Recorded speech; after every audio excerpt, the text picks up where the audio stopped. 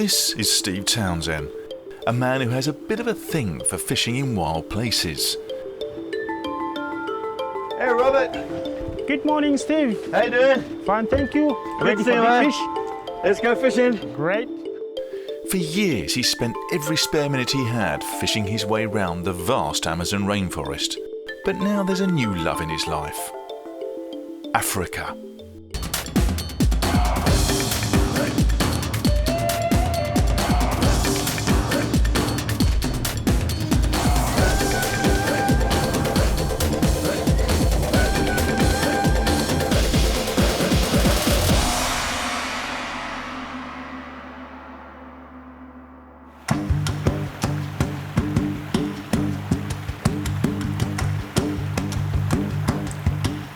Steve has come to the one place in the world where four countries meet: Namibia, Zambia, Zimbabwe and Botswana, separated only by the mighty Zambezi River.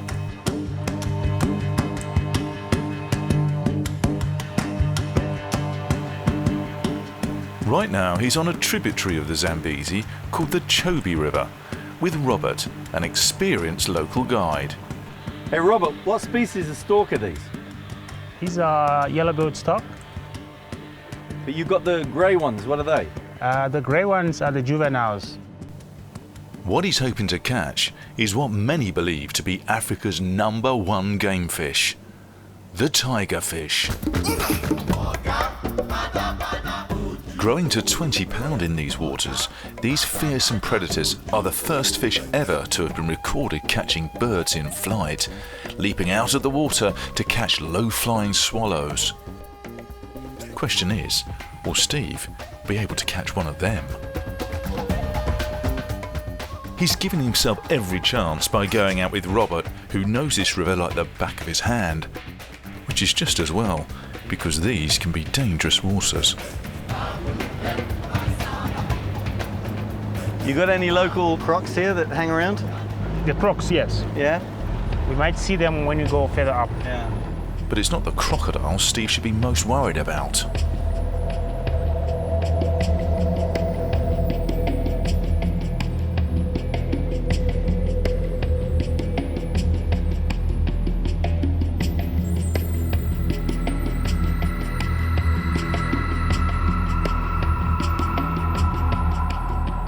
With an average weight of over 3 tons, hippos are involved in more human deaths than any other species in Africa, and commonly attack humans whether they're in boats or on the land, often with no apparent provocation.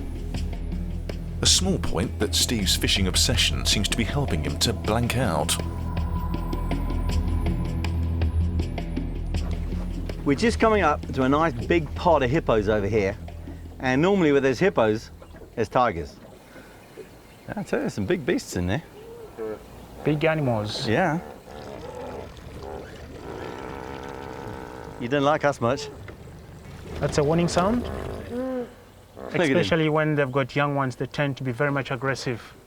Is that big male right in front of us there? Yeah, you see that big one here?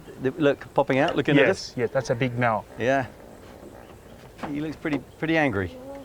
Robert, for sure there's got to be tigers around these hippos, right? Because for me, what they're doing is stirring up the water, which brings little fish that brings the tigers, right?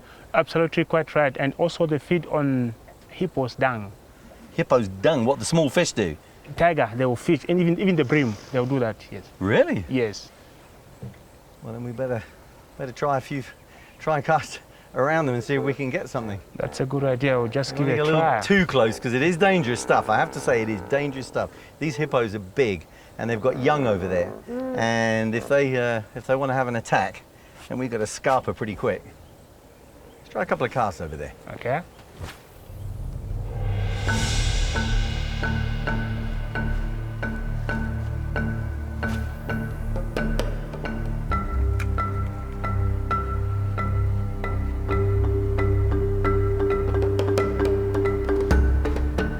Yes, yes.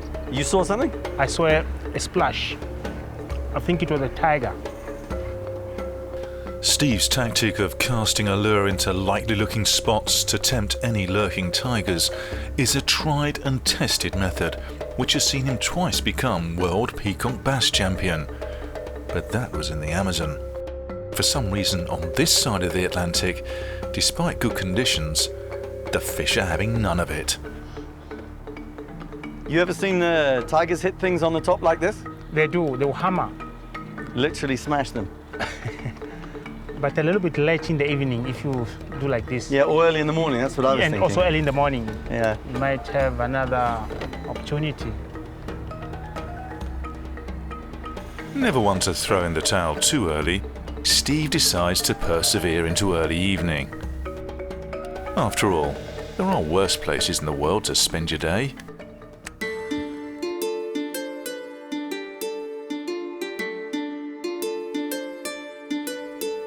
Look at all these birds. Robert, what are these ones called? African open-billed stork. African open-billed storks. Yes. Oh, look at them all. Look at them all. Where are they coming from? I think they've gone for, it's like for hunting some food, but now they're coming back to their roosting nest. There must be thousands of them. Lots of them.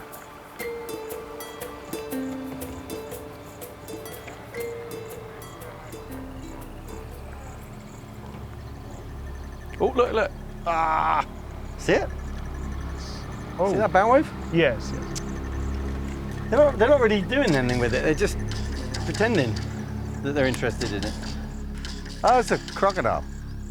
Right there, see him?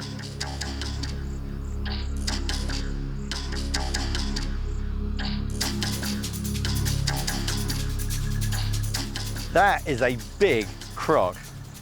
Gorgeous colours, you can hardly see him. He's camouflaged on the rocks there. I mean, it's last knock-ins, and he's right there ready to pounce on anything that goes nearby him. That's a big croc. It's about 8-9 foot long. He's a big croc. But with no bites and nothing more than passing interest from a couple of fish and a curious crocodile, Steve decides to call it a day, and he and Robert head back to camp.